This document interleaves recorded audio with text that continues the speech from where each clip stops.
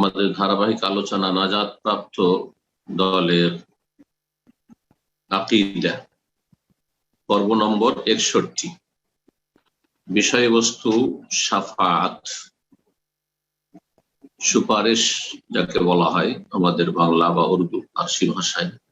শাফাআতের প্রতি ঈমানের দলিল এবং কার পক্ষ থেকে সুপারিশ হবে, কার জন্য হবে, কখন হবে, এ হচ্ছে আজকের বিষয়বস্তু। লেখক ইমাম হাফিজ হাকামি রহমতুল্লাহ আলাই এই মর্মে আজকের দর্শে যে কথাগুলি আলোচনা করব তাতে 12টি আয়াত নিয়ে এসেছেন এবং 2-3টি হাদিস নিয়ে এসেছেন। সবগুলি আয়াতের সম্পর্ক শাফাআতের সাথে। তো দেখা যাক লেখক কি বলছেন। বলছেন মা দালিল ঈমান বিশ-শাফাআহ, শাফাআতের প্রতি ঈমানের দলিল প্রমাণ কি, অমিম্মান তাকুন এবং সুপারিশ কার পক্ষ থেকে হবে, ওয়ালিমান তাকুন এবং সুপারিশ কার জন্য হবে, অমাতা তাকুন এবং কখন সুপারিশ হবে। শাফাআত, এই শাফাআত সম্পর্কে দুটো আলোচনা হবে, আজকে একটি আর আরেকটি সামনের সপ্তাহের আলোচনা থাকবে। ঈমান বিল ইয়াউমিল আখির, পরকালের প্রতি ঈমানের ধারাবাহিক আলোচনা চলে আসছে দীর্ঘ সময় ধরে। আমাদের ঈমানের যে 6টি রোকন স্তম্ভ রয়েছে তার পঞ্চম গুরুত্বপূর্ণ রোকন হচ্ছে পরকালের প্রতি ঈমান বা বিশ্বাস। তার একটি স্তর হচ্ছে বা একটি বিষয় হচ্ছে শাফাআত। সেখানে শাফাআত বা সুপারিশ হবে। এই শাফাআতের প্রতি প্রতিটি মুমিন মুসলিম বিশ্বাসী হবে, ঈমান রাখবে, তাহলে সে সত্যিকার অর্থে পরকালের প্রতি ঈমান নিয়ে আসলো। কিন্তু সেই শাফাআত হতে হবে ওহী ভিত্তিক, দলিল ভিত্তিক, কোরআন সুন্নাহর দলিলের প্রতি ভিত্তি করে সেই শাফাআত হবে শরীয়ত সম্মত। সেই শাফাআত শিরকি শাফাআত হবে না, সেই শাফাআত বেদাতি শাফাআত হবে না।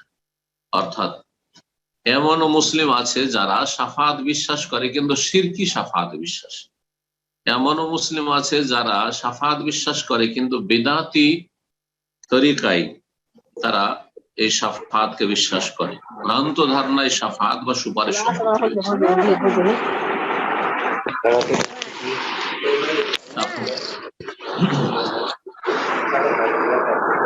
শাফাআত সম্পর্কে আলোচনা লেখক যা করেছেন তার পূর্বে বলে শাফাআত সহজ ভাষায় আমি বোঝানোর জন্য এর আগে একাধিকবার বলেছি, সেটি হচ্ছে পরকালে শাফাআতকারী বা সুপারিশকারী রব্বুল আলামিনের কাছে দোয়া করা। আখিরাতে আল্লাহ রাব্বুল আলামিনের কাছে যিনি সুপারিশ করবেন তিনি দোয়া করবেন। এই আখিরাতের দোয়া, এটি হচ্ছে শাফাআত। দুনিয়ার দোয়া ইহকাল পরকালের কল্যাণের ক্ষেত্রে মুমিনরা করে থাকে এবং আল্লাহ রাব্বুল আলামিন দুনিয়া আখিরাত দুটোই চাইতে বলেছেন, রব্বানা আতিনা ফিদ দুনিয়া হাসানা ওয়া ফিল আখিরাতি হাসানা ওয়া কিনা আযাবান নার। কিন্তু যখন পরকাল হয়ে গেছে, বিচার দিবসে ইয়াউমুল কিয়ামা, কিয়ামতের দিনে, সেই দিন তো আর দুনিয়া নেই, দুনিয়া শেষ হয়ে গেছে।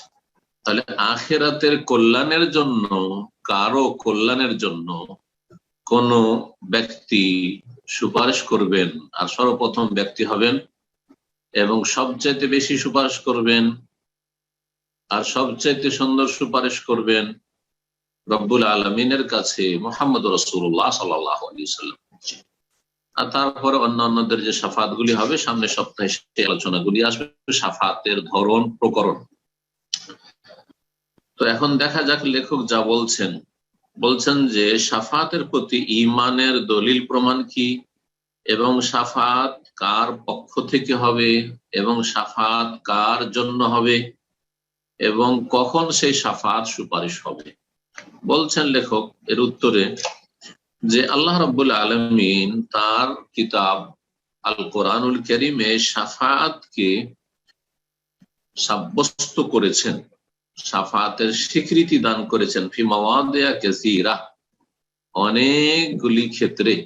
জি, কোরআন কারীমের অনেক জায়গায়, মানে একটি আয়াত না, বেশ কিছু আয়াত রয়েছে কোরআন কারীমে, যে আয়াতগুলিতে সুপারিশ যে হবে এটাকে আল্লাহ রাব্বুল আলামিন স্বীকৃতি দিয়েছেন যে হ্যাঁ সেই দিন আমার কাছে সুপারিশ হবে, কিন্তু এমনিতে ঢালাহারে নয়, বরং বেকয়ুদিন সাকিলা, বড়ই ভারী শর্ত সাপেক্ষ, বড়ই ভারী শক্ত শর্ত সাপেক্ষ।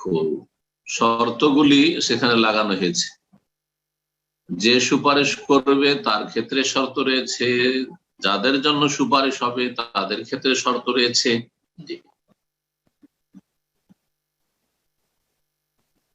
এবং তার সাথে সাথে আল্লাহ রাব্বুল এই কথাও জানিয়ে দিয়েছেন যে শাফাআতের মালিক, সুপারিশের মালিক আল্লাহ রাব্বুল আলামিন ছাড়া আর কেউ না। অর্থাৎ কোন ব্যক্তি, আর সবচেয়ে শ্রেষ্ঠ ব্যক্তিত্ব হচ্ছেন রহমতুল লিল আলামিন, বিশ্বজাহানের রহমত মুহাম্মদ রাসূলুল্লাহ সাল্লাল্লাহু আলাইহি ওয়াসাল্লাম, তিনিও সুপারিশের মালিক না, মালিক একক আল্লাহ রাব্বুল আলামিন। সুপারিশের মালিক কানা একমাত্র আল্লাহর কাছে রয়েছে। তিনি যাকে যখন যেইভাবে যতটা পরিমাণ সুপারিশের অনুমতি দিবেন তখন সে ততটা সেইভাবে সুপারিশ করবে। তাই বলছেন লেখক, আখবারানা তাআলা, মহান আল্লাহ এই কথা আমাদের জানিয়ে দিয়েছেন, আন্নাহা মিলকুল্লাহ, যে শাফাআত একমাত্র আল্লাহ রাব্বুল আলামিনের মালিকানাধীন। লাইসা লিআহাদিন ফিহা শাইউন, কোন ব্যক্তির সেই ক্ষেত্রে কোন রকমের কর্তৃত্ব বা মালিকানা নেই, যে শাফাআত এর মালিক সেখানে কেউ হয়ে বসে আছে, সুতরাং সেখানে নিজের গায়ের জোর দেখাবে, ক্ষমতা দেখাবে। যেমন বেদাতপন্থীদের কাছে শাফাআতের যে ভ্রান্ত ধারণা, যারা শিরকি আকীদায় বিশ্বাসী তাদের যে ধারণা, তাদের বুজুর্গানে দ্বীনরা গায়ের জোর সেখানে ক্ষমতা দেখাবে আর জবরদস্তি সেখানে জাহান্নামীকে জান্নাতে নিয়ে চলে যাবে, অথবা বড় বড় জাহাজ নিয়ে এসে হাজির হয়ে যাবে। আর সেই দিনের ঘামে যে মানুষরা হাবুডুবু করবে, তাদের মুরিদানরা এইরকম সমস্ত পেরেশানি থেকে মুক্ত থাকবে, কারণ তাদের মুরিদ হয়েছে, এবং তারা জাহাজে উঠিয়ে নিয়ে গিয়ে একবারে জান্নাতের দরজায় লাগিয়ে দিবে। এসব কথা যে শুনেছেন বাঙালি মুসলিমদের কাছ থেকে, বাঙালি মুসলিমদের বিদাতি মোল্লাদের কাছ থেকে, সব জাল কথা, জাল ধর্ম।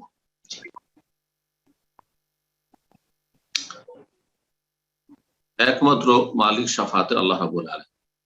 এর দলিল সূরা জুমারের আয়াত নম্বর 44, আল্লাহ বলছেন, কুল লিল্লাহি শাফাআতু জামি, হে নবী তুমি জানিয়ে দাও মানব জাতিকে যে লিল্লাহি শাফাআতু জামিআন, সমস্ত রকমের সুপারিশ শাফাআত একমাত্র আল্লাহর জন্য, মানে আল্লাহ রাব্বুল আলামিন একমাত্র মালিক। যেমন লিল্লাহি মুলকুস সামাওয়াত ওয়া লিল্লাহি মা ফিস সামাওয়াতি ওয়া মা ফিল, আসমান জমিনে যা কিছু আছে আল্লাহর, মানে আল্লাহর মালিকানাধীন। ঠিক তেমনি এখানে লিল্লাহি শাফাআতু জামিআন, সমস্ত প্রকারের সুপারিশ একমাত্র আল্লাহর জন্য, মানে আল্লাহর মালিকানাধীন। এখন আরেকটি বিষয় যেটা প্রশ্নে বলা হয়েছিল, আম্মা মাতা তাকুন, কখন সে সুপারিশ হবে, কখন সুপারিশ হবে? যতক্ষণ আল্লাহ রাব্বুল আলামিন অনুমতি না দিবেন ততক্ষণ সুপারিশ হবে না। আর এই অনুমতি আল্লাহ রাব্বুল আলামিন হাসরের মাঠে বিচার দিবসে দেবেন, যখন মানুষের আমলের হিসাব হবে, জান্নাত জাহান্নামের হুকুম হবে, কারো জন্য জান্নাতের পরোয়ানা আসবে, কারো জন্য জাহান্নামের পরোয়ানা আসবে। সেই সময় হবে সুপারিশ। তার মানে সুপারিশের সম্পর্ক হচ্ছে আখিরাতের সাথে। আর এই সুপারিশ হয় ফাখবারানা আযজা ওয়া জাল, আল্লাহ রাব্বুল আমাদেরকে জানিয়ে দিয়েছেন, আন্নাহা লা তাকুনু ইল্লা বিইজনিহি, আল্লাহর অনুমতি ছাড়া হবে না, আল্লাহর অনুমতি ছাড়া সুপারিশ হবে না। যখন অনুমতি পাবেন তখন সুপারিশ করবেন, অনুমতির পূর্বে সুপারিশ শুরু হয়ে যাবে এমনটা হবে না। যেমন এ মর্মে বেশ কিছু আয়াত রয়েছে। প্রথম আয়াত সূরা বাকারার 255 নম্বর আয়াত, মানে আয়াতুল কুরসির একটি অংশ, মান যাল্লাযী ইয়াশফাউ ইনদাহু ইল্লা বিইজনিহি, এমন কে আছে যে তার নিকট সুপারিশ করতে পারে ইল্লা বিইজনি, তার অনুমতি ছাড়া, তার অনুমতি ব্যতিক্রমে। আল্লাহর এজেন্ট অনুমতি ছাড়া কে আছে, কোন শক্তি কি আছে যে তার কাছে শাফাআত করতে পারে? তাহলে সুপারিশ হবে আল্লাহর কাছে, এবং সে সুপারিশ হবে আল্লাহ রাব্বুল অনুমতি ছাড়া। অনুমতি ছাড়া কোন শক্তি নেই যে সুপারিশ করতে পারে। রব্বুল আলামিন সূরা ইউনূসের আয়াত নম্বর 3-এ বলছেন, মা মিন শাফিন ইল্লা মিন বাদি ইজনি, এমন কোন সুপারিশকারী হবে না যে তার অনুমতি ছাড়া সুপারিশ করবে, বা অনুমতির আগে সুপারিশ, ইল্লা মিন বাদি ইজনি, তার অনুমতির পরেই সুপারিশ করতে পারবে। রব্বুল আলামিন সূরা নাজম আয়াত নম্বর 26-এ আরো বলছেন, ওয়া কাম মিন মালাকিন ফিস সামাওয়াত, আকাশ সমূহে বহু ফেরেশতা রয়েছে। কাম, এই কামটি হচ্ছে আরবি গ্রামারে কাম খাবরিয়া, তার মানে অসংখ্য, বহু, কত শত। কাম মানে কত, একটা জিজ্ঞাসামূলক হয়, কাম ইস্তেফহামিয়া, যেমন কেউ যদি জিজ্ঞেস করে কাম দিরহামান ইনদাক, তোমার কাছে কয়টি টাকা আছে, এটা হচ্ছে ইস্তেফহামি, জিজ্ঞাসামূলক। আর এটি হচ্ছে কাম খাবরিয়া, যেটা আরবি গ্রামারে, অর্থাৎ আল্লাহ রাব্বুল আলামিন এটা জানিয়ে দিচ্ছেন যে অসংখ্য, কত শত এমন ফেরেশতা রয়েছে আকাশ সমূহে, লা তুগনি শাফাআতুহুম শাইআন, তাদের সুপারিশ, তাদের শাফাত কোনো কাজে আসবে না, ইল্লা মিন বাদি আইয়াযানাল্লাহ, তবে আল্লাহর অনুমতির পরে।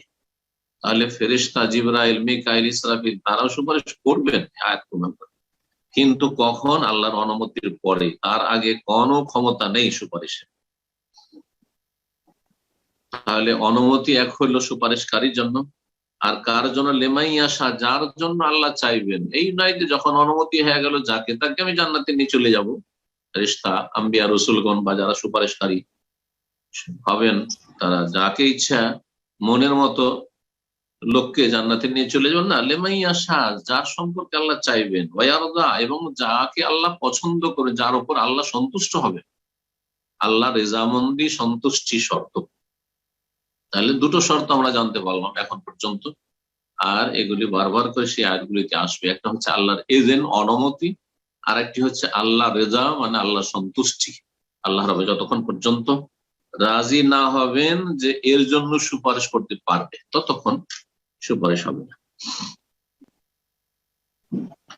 এবং যার জন্য আল্লাহ রাজি হবেন তার ক্ষেত্রে অনুমতি দেবেন। সূরা সাবার আয়াত নম্বর 23 আল্লাহ বলছে, ওয়ালা তানফাউ শাফাআতু ইনদাহু, আল্লাহর নিকটে সুপারিশ, শাফাআত কোনো কাজে আসবে না, ইল্লা লিমান আযিনা লাহ, তবে যার জন্য আল্লাহ অনুমতি দেবেন, যার জন্য আল্লাহ অনুমতি দিবেন, যাকে অনুমতি দিবেন এবং যার জন্য দেবেন। ওয়া আম্মা মিম্মান তাকুন, এখন এক একটি করে বলছেন যে কার পক্ষ থেকে সুপারিশ হবে আর কার জন্য হবে। তো কার পক্ষ থেকে সুপারিশ হবে বলছেন, ফাকামা আখবারানা তাআলা, যেমন আল্লাহ জানিয়েছেন, আন্নাহা লা তাকুনা ইল্লা মিন বাদি ইজনি, যেমন আল্লাহর অনুমতির আগে হবে না, বরং অনুমতির পরেই সুপারিশ হবে, ঠিক তেমনি আখবারানা আইজান, এটাও জানিয়ে দিয়েছেন, আন্নাহু লা ইয়াযানু ইল্লা লিআউলিয়াইহি, অনুমতি দিবেন একমাত্র তার আউলিয়াদেরকে, তার বন্ধুদেরকে, তার নেক বান্দাদেরকে, আল মুরতাদিন আল আখিয়ার, যারা আল্লাহর সন্তোষ ভাজক, আল্লাহ রাব্বুল যাদের উপর সন্তুষ্ট হবেন, আল আখিয়ার, এবং যারা নেক, সৎকর্মশীল যারা। যেমন আল্লাহ রাব্বুল বলছে, লা ইয়াতাকাল্লামুন, সেই দিন কোন ব্যক্তি কথা বলতে পারবে না, ইল্লা মান আযিনা লাহুর রহমান, তবে যাকে পরম করুণাময় আল্লাহ রাব্বুল আলামিন অনুমতি দিবেন সুপারিশের জন্য, কথা বলার জন্য। ওয়াকালা সাওয়াবা, এবং সে সঠিক কথা বলবে। ওয়াকালা সাওয়াবার একটি তাফসীর হচ্ছে সে সঠিক কথা বলবে, অর্থাৎ এমন কথা নেই যেটার অনুমতি নেই, এমন কিছু নাই যেটা অনেক বিদআতপন্থীরা ভাবে যে সেখানে যা ইচ্ছা তাই করবে, সুপারিশ করতে গিয়ে আল্লাহর ওলিরা নিজের ক্ষমতায় তারা নিয়ে চলে যাবে, না, এরকম না। সঠিক কথা, কোরআন সুন্নাহ ভিত্তিক যে শাফাআত রয়েছে সেই শাফাআতের কথা বলবে, অর্থাৎ যাদের জন্য অনুমতি রয়েছে। এমন নয় যে কেউ ঈমান ভঙ্গ করে মারা গেছে, বড় শিরক করে মারা গেছে, তার জন্য সুপারিশ হবে। আর এমন নয় যে তারা শিরক বিদআতে ধর্মকর্ম মানুষকে শিখিয়ে গেছে, আর তাদের কবরগুলি পাকা করে পূজা করা হচ্ছে, মাজার পূজা, আর তাদের সম্পর্কে এই ধারণা যে এরাই হচ্ছে ওলি আউলিয়া আর এরাই সুপারিশ করবেন, না, এটা হবে। শিরকি আকীদার লোকও সুপারিশ করবে না, কারণ তারা নিজের ইসলামকে ধ্বংস করে ফেলেছে, এবং শিরকি আকীদার লোকদের জন্য সুপারিশ করা। হ্যাঁ, তো বলছিলেন লেখক, যেটা বলছিলাম যে কার পক্ষ থেকে সুপারিশ হবে, আল্লাহ জানিয়েছেন যে অনুমতির পরে সুপারিশ হবে, এবং এটাও জানিয়েছেন যে সুপারিশ হবে একমাত্র আল্লাহর ওলিদের পক্ষ থেকে। আর আল্লাহর সবচেয়ে বড় ওলি হচ্ছেন আম্বিয়া রসুলগণ। এটা কি আমাদের দেশের বাঙালিরা সম্পর্কে বলছিলাম যে সুপারিশ আল্লাহ রাব্বুল আলামিনের ওলিরা করবেন। তো ওলি সম্পর্কে আমাদের ভারত উপমহাদেশের মুসলিমদের সিংহভাগের ধারণা যে ওলির মধ্যে আম্বিয়া রসুলগণ নেই, অথচ তারাই হচ্ছে সবচেয়ে শ্রেষ্ঠ আল্লাহর ওলি। আল্লাহর ওলি মানে আল্লাহর দোস্ত। তাহলে এই যে একটা ভ্রান্ত ধারণা। তারপরে কখন আপনি শুনবেন না আমাদের দেশীয় মুসলিমদের কাছে, যদি তারা কোরআন সুন্নাহর অনুসারী সালাফি মানহাজের না হয়, তাহলে যে সাহাবায়ে কেরামরা আল্লাহর ওলি ছিলেন, এই কথা জীবনেও তাদের কোনো আলোচনা বা লিখনীতে পাবেন না যে আবু বকর, ওমর, ওসমান, আলী এরা আল্লাহর সবচেয়ে বড় ওলি আম্বিয়া রাসূলগণের পরে। কখনো শুনেছে? আশরা মুবাশশিরা তারা আল্লাহ সবচেয়ে বড় ওলি। বদরি 313 জন সাহাবী আল্লাহর সবচেয়ে বড় ওলি। তারপরে সাহাবায়ে কেরামগণ সবাই আল্লাহর ওলি। এসব কথা শুনেছেন না? আমাদের দেশে ওলি কাকে শুনেছেন? ওলি ওরা যাদের অনেক মরিদান ছিল তাদের জীবদ্দশায়, আর তারা যখন মারা গেছে তাদের কবরগুলিকে পাকা করা হয়েছে, কবরে চাদর চড়ানো হয়েছে, কবরকে ফুল দিয়ে সাজানো হয়েছে, কবরে ওরস লাগানো হচ্ছে, আর কবরে পূজা হচ্ছে, সেজদা হচ্ছে, সে আর ভিড় ভাড়ের শেষ নাই, আর সেগুলি শিরকের আস্থানে পরিণত হয়েছে। এরা হচ্ছে আল্লাহর ওলি। এরা তো আরো আসলে বাস্তবে আল্লাহর ওলি না।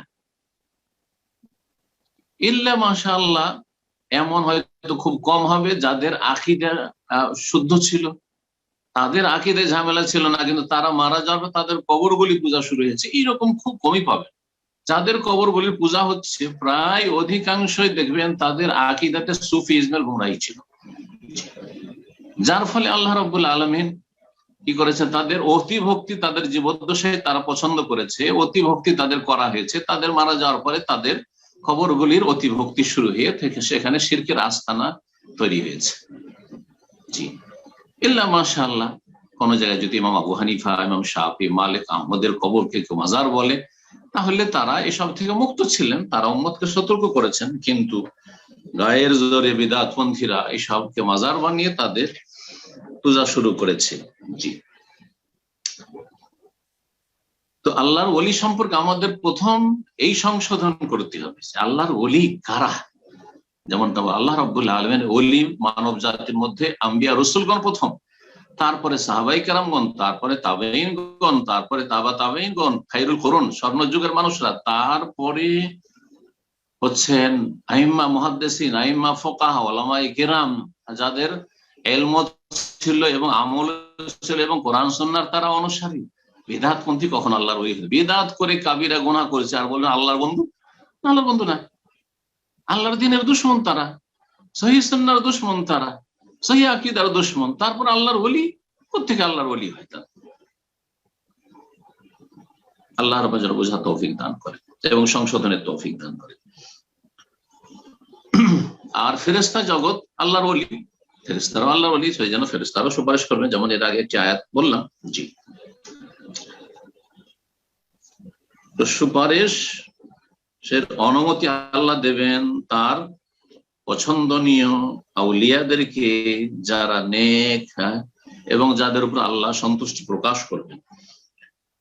যেমন আল্লাহ রাব্বুল আলামিন সূরা নাবার আয়াত নম্বর 38 বলেছেন, লা ইয়াতাকাল্লামুন, কথা বলবে না সেই দিন, কথা বলতে পারবে না কেউ সেই দিন, ইল্লা মান আযিনা লাহুর রহমান, তবে যাকে আল্লাহ অনুমতি দেবেন, ওয়াকালা সাওয়াবা, এবং কথা বলবে তো সঠিক কথা বলবে।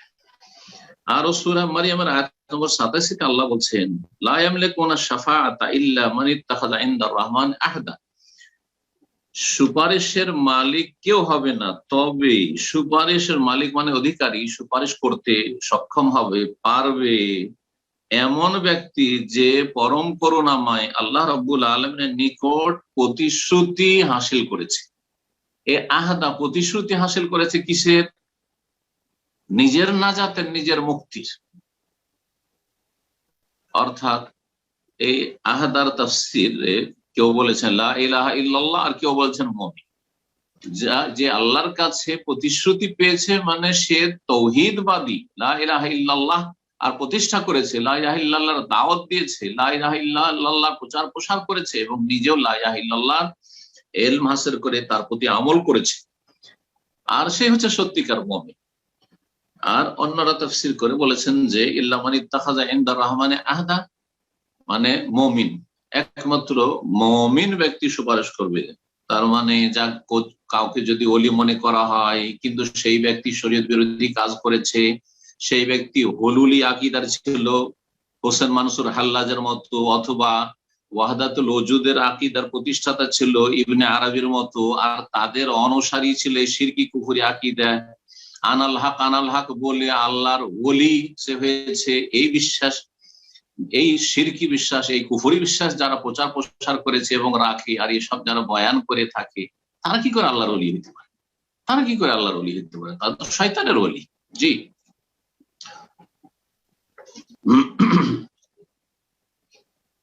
তারপরে লেখক বলছেন ও আম্মা লিমান তাকুন, সুপারিশ কার জন্য? এতক্ষণ আলোচনা হচ্ছিল যে সুপারিশ কার পক্ষ থেকে হবে, সুপারিশ কার জন্য হবে। বলছে ফাখবর আন্নাহু লা ইয়াজানু ইল্লা লা ইয়াজানু আন ইয়াশফা ইল্লা লিমান ইরতাদা। আল্লাহ রাব্বুল আলামিন এটাও জানিয়ে দিয়েছেন যে আল্লাহ অনুমতি দিবেন একমাত্র সুপারিশের জন্য ওই সব লোকের ক্ষেত্রে যাদের ওপর আল্লাহ রাজি থাকবেন। আল্লাহর অবাধ্য, গুনাহগার, কিন্তু ঈমান ইসলাম ভঙ্গ করে মারা যায়নি, এমন অপরাধ করেনি যে সুপারিশযোগ্য নয়, বড় শিরকে লিপ্ত ছিল না, বড় শিরকের ওপর মারা যায়নি, কিন্তু তাদের পাপ থেকে গেছে, তাদের হাসানাত নেকিও ছিল, তাদের সাইয়াত গুনাহও ছিল, যাদের ক্ষেত্রে আল্লাহ সন্তুষ্টি প্রকাশ করবেন যে হ্যাঁ ঠিক আছে, এই শ্রেণীর লোকদের জন্য সুপারিশ করতে পারা। কি হয়েছে, নাস্তিকের জন্য সুপারিশ করবে যেমন সম্ভব নয়, তেমন কেউ বহুত্ববাদী মুশরিক মাজার পূজারীর জন্য সুপারিশ করবে, অসম্ভব কথা। জি, যেমন আল্লাহ রাব্বুল বলছেন সূরা আম্বিয়া আয়াত নম্বর 28, ওয়ালা ইয়াশফাউনা ইল্লা লিমান ইরতাদা, আর যারা সুপারিশ করবে তারা সুপারিশ করতে পারবে না তবে লিমান, ওই ইল্লা লিমান, ওই সব লোকদের জন্য, ইরতাদা মানে আল্লাহ যাদেরকে পছন্দ করবে, যাদের আল্লাহ রাজি হবে। রব্বুল আলামিন আরো ইরশাদ করে সূরা তাহরা আয়াত 109, ইয়াউমা ইযিল লা তানফাউ শাফা, সেই দিন বিচার দিবসে কোন সুপারিশ কাজে আসবে না, ইল্লা মান আযিনা লাহুর রহমান, তবে পরম করুণাময় যাকে অনুমতি দেবেন বা যার জন্য অনুমতি দেবেন, যার জন্য সুপারিশ করার অনুমতি দিবেন, ওয়া রাদিয়া লাহু কাওলা, এবং তার সম্পর্কে কথা বলাতে সন্তুষ্টি প্রকাশ করবেন। হ্যাঁ ঠিক আছে, এই ব্যক্তি এই কাবিরা গুনাহগুলি করেছে বা এই গুনাহগুলির জন্য ফেঁসে গেছে, বা এর মর্যাদা তুমি উঁচা করার দরখাস্ত করছো, ঠিক আছে, এর জন্য আমি সন্তুষ্টি প্রকাশ করছি, এবং এর জন্য বা এই সেই লোকের জন্য সুপারিশ করতে পারো। তারপরে বলছেন লেখক ওয়া সুবহানাল্লাহ ইয়ারতাদি ইল্লা আহলাত তাওহীদ ওয়াল ইখলাস, আল্লাহ কার উপর রাজি হবেন? বলছে আল্লাহ একমাত্র রাজি হবেন আহলে তৌহিদ, যারা তৌহিদবাদী, তৌহিদ প্রতিষ্ঠাকারী, তৌহিদ আকীদাতে প্রতিষ্ঠা করেছে, ইবাদত বন্দেগীতে প্রতিষ্ঠা করেছে, জীবনের প্রতিটি ক্ষেত্রে আল্লাহর একত্ব প্রতিষ্ঠা করেছে, ওয়াল ইখলাস, এবং যারা নিষ্ঠাবান, যাদের তৌহিদের জায়গায় শিরক ছিল না, যাদের তৌহিদের জায়গায় মুনাফিকি নাস্তিকতা ছিল না, যাদের তৌহিদের জায়গায় কুফর ছিল না, ইখলাস নিষ্ঠা ছিল তাদের। ওয়াম্মা গায়রুহুম, পক্ষান্তরে তৌহিদবাদী ছাড়া, যারা তৌহিদ প্রতিষ্ঠাকারী তাদের ছাড়া অন্যরা, অর্থাৎ বহুত্ববাদী যারা, তাদের সম্পর্কে আল্লাহ বলছে ফাকালা তাআলা মালিজ জালিমিন মিন হামিমি ওয়ালা শাফিয়তা, জালেমদের জন্য না কোনো অন্তরঙ্গ বন্ধু থাকবে সেই দিন, ওয়ালা শাফি, না কোনো সুপারিশকারী থাকবে, ইয়তা যার কথা মানা হবে। সূরা গাফির, যার অপর নাম হচ্ছে সূরা আল মুমিন, আয়াত নম্বর 18। রব্বুল আলামিন সূরা শুআরা আয়াত নম্বর 100-তে ইরশাদ করেছে ফামা লানা মিন শাফিঈন ওয়ালা সাদীকিন হামিম, জাহান্নামীরা সেই দিন আক্ষেপ করে বলবে, যারা স্থায়ী জাহান্নামী, বড় শিরক বড় কুফরি করে দুনিয়া থেকে চলে গেছিল, ফামা লানা মিন শাফিঈন, আমাদের জন্য কোনো সুপারিশকারীও নেই, ওয়ালা সাদীকিন হামিম, না কোনো আমাদের অন্তরঙ্গ বন্ধু রয়েছে। এখানে না কোনো বন্ধু কাজে আসলো, দুনিয়া অনেক বন্ধু বান্ধব ছিল, না কোনো সুপারিশকারী আমাদের জন্য রয়েছে। রব্বুল আলামিন আরো বলছেন তাদের সম্পর্কে সূরা মুদাসসির আয়াত 48-এ। তার আগে আল্লাহ রব্বুল আলামিন বলেছেন ফি জান্নাতিন ইয়াতাসাআলুনা আনিল মুজরিমিনা মা সালাকাকুম ফি সাকার ক্বালু লাম নাকু মিনাল মুসাল্লিন। এখানে বিশেষ করে বেনামাজিদের সম্পর্কে, কারণ মুসলিম সমাজে বেনামাজি শতকরা 95 জন। এই 95 জনের মধ্যে কেউ বছরে শুধু 2টি ঈদ পড়ে, কেউ সপ্তাহে সপ্তাহে জুমা পড়ে, আর কেউ খেয়াল খুশি যখন মন হইল রমজান মাসে পড়ে নিল, বালা মুসিবত আসলে পড়ে নিল, বাপ মা মারা গেছে পড়ে নিল, ছেলে মেয়ে স্ত্রী মারা গেছে তখন পড়ে নিল, 2-4 দিন ইবাদতবন্দি করে নিল, বিপদে পড়েছে তখন খুব আল্লাহকে ডেকে নিল, আর তারপরে খবর নেই। অথবা 2-3 ওয়াক্ত দিনে পড়লো, খুব যদি ভালো সমাজের একটু যাদেরকে মনে করা হয়েছে 4 ওয়াক্ত পড়ে, কিন্তু ফজরে খুঁজে পাওয়া যায় না। ফজর সূর্য ওঠার পরে কখনো পড়লো, কখনো পড়লোই না। আর ফজর সূর্য ওঠার পরে পড়লে আল্লাহ কখনো পড়া না পড়া সমান কবুলও করবেন আল্লাহ রাব্বুল আলামিন বিনা ওজরে। তো এই হচ্ছে আমাদের মুসলিম সমাজের অবস্থা প্রায় সারা বিশ্বে। আল্লাহ হেফাজত করে। সালাত উঠেই গেছে। শতকরা 5 জন বললাম, এটা আমি একটু বেশি করে বললাম। একটি পরিসংখ্যানে শতকরা 98 জন বেনামাজি, শতকরা 2 জন খাঁটি নামাজি। আর এই খাঁটি নামাজির মধ্যে আবার বেদাতি নামাজি তো আছে, যারা বেদাত দিয়ে শুরু করে বেদাত দিয়ে শেষ করে।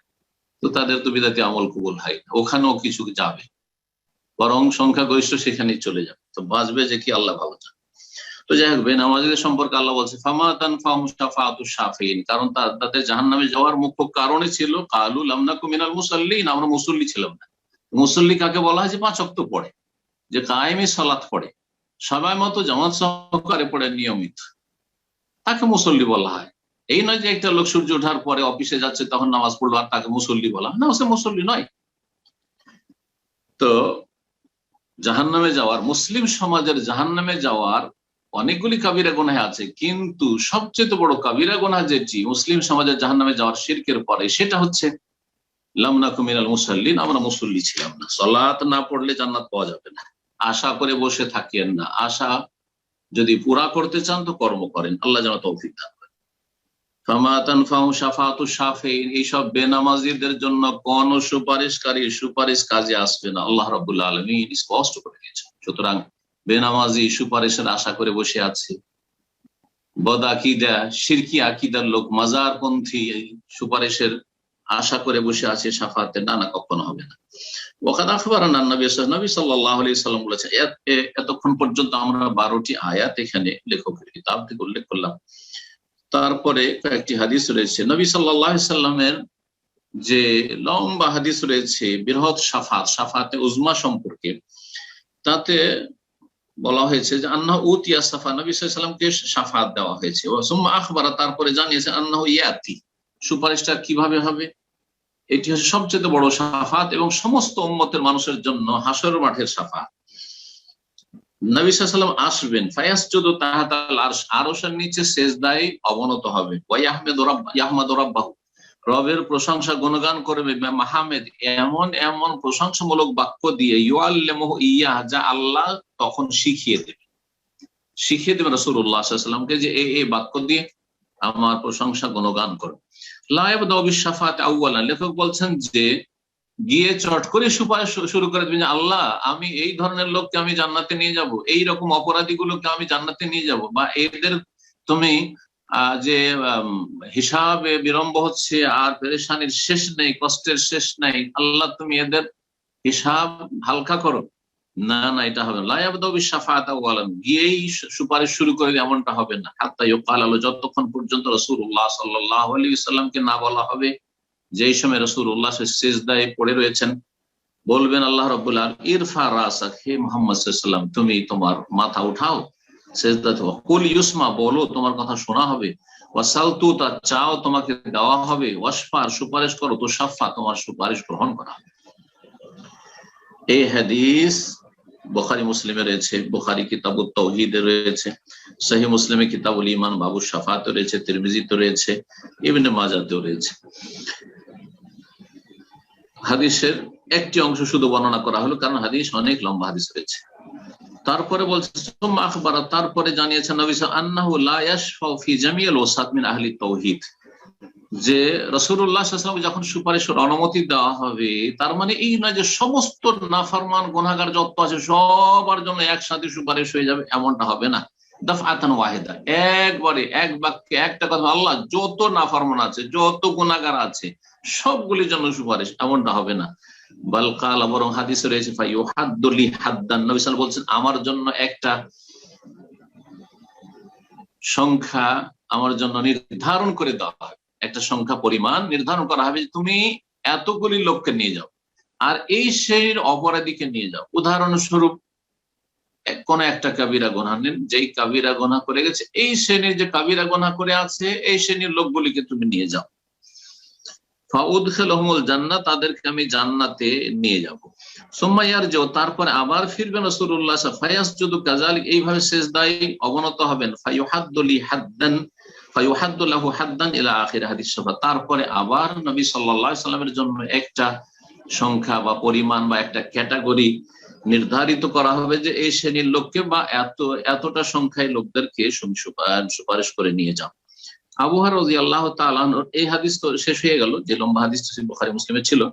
দ্বিতীয় যে হাদিসটি রয়েছে, আবু হুরায়রা রাদিয়াল্লাহু তাআলা আনহু একবার রাসূলুল্লাহ সাল্লাল্লাহু আলাইহি ওয়াসাল্লাম জিজ্ঞেস করেন, মান আসাদুন নাসি বিশাফাতিকা ইয়া রাসূলুল্লাহ, ইয়া আল্লাহর রাসূল সাল্লাল্লাহু আলাইহি ওয়াসাল্লাম, আপনার সুপারিশ শাফাত পেয়ে সবচেয়ে বেশি ভাগ্যবান কি হবে, মানে আপনার শাফাত পাওয়ার সবচেয়ে বেশি অধিকারী কারা হবে, কোন শ্রেণীর লোকেরা আপনার উম্মতের সুপারিশ পাবে?